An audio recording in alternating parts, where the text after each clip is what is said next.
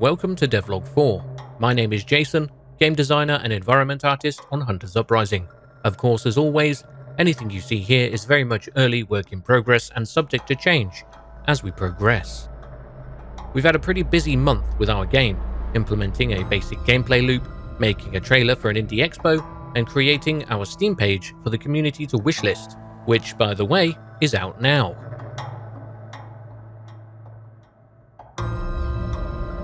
And with that said, first up I will show you the basic gameplay loop.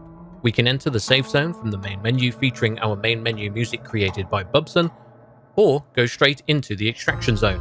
For this demonstration, I will load straight into the extraction zone, grab some loot, and extract safely. And in the interest of time, I will make some cuts here and there.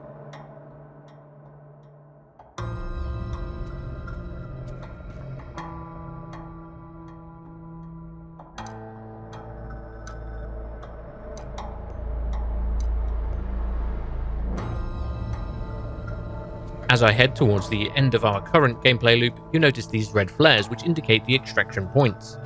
This is how we escape the zone and head back to the safe zone. Once within range, you'll be presented with a 30-second timer to add tension. This was designed and created by our sound engineer, Avi. Once back to the safe zone with your loot, you can also store said loot in the stash, which will save for the next time you play. Of course, this is all our first iteration of the gameplay loop for test purposes, so things will most likely change slightly over time.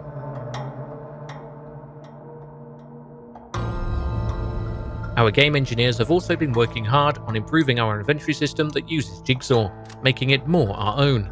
Of course, as a small indie team, we use assets from the marketplace, which we've always been transparent about, but where we can, we do customize everything to fit our vision. And for those familiar with DayZ, we can loot from vicinity, place items to use in our pockets assigned to a number key, and loot different containers. All of this is saved and comes with you if you successfully extract. If you die in the zone, you lose everything.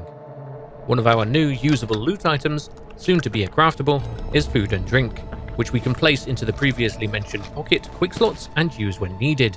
Personally, I think these sound awesome, and the audio was made by our sound engineer Dean.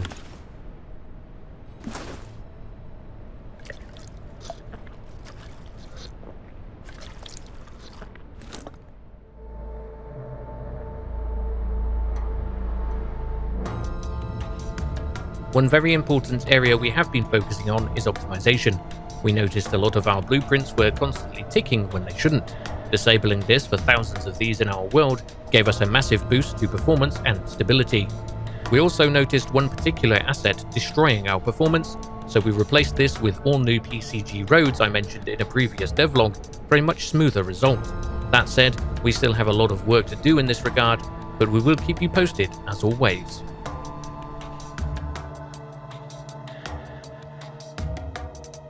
Next up, we have some more first iterations for our project, which are very much work in progress.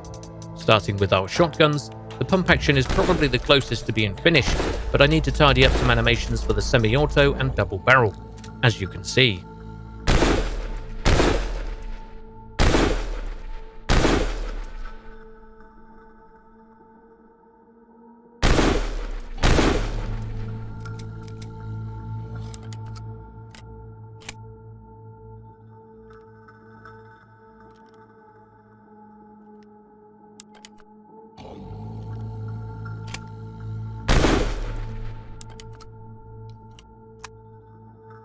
We also have our first sniper rifle in, which again needs a lot of animation work.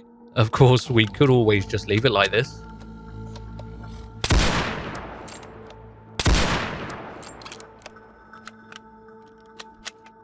And here is our crossbow in our test level, which we were hoping to debut in our trailer, but sadly it didn't make the cut. So here it is in its early stages, with one of the many struggles of early game development.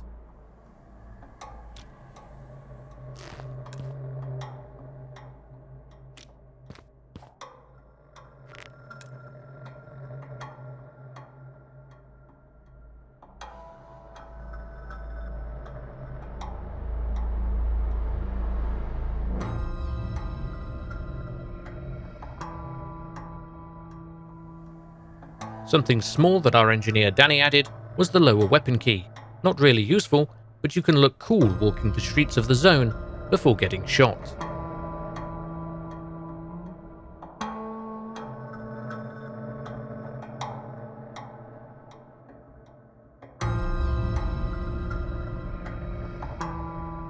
Our early horse riding mechanic is in.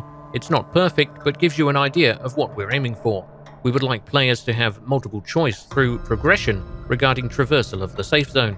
For instance, you start with a horse and later maybe unlock a car. We are, however, still in discussion about whether we use horses in the extraction zone itself. It could be fun, but also it could break the gameplay loop. So please do let us know your thoughts on this in the comment section below.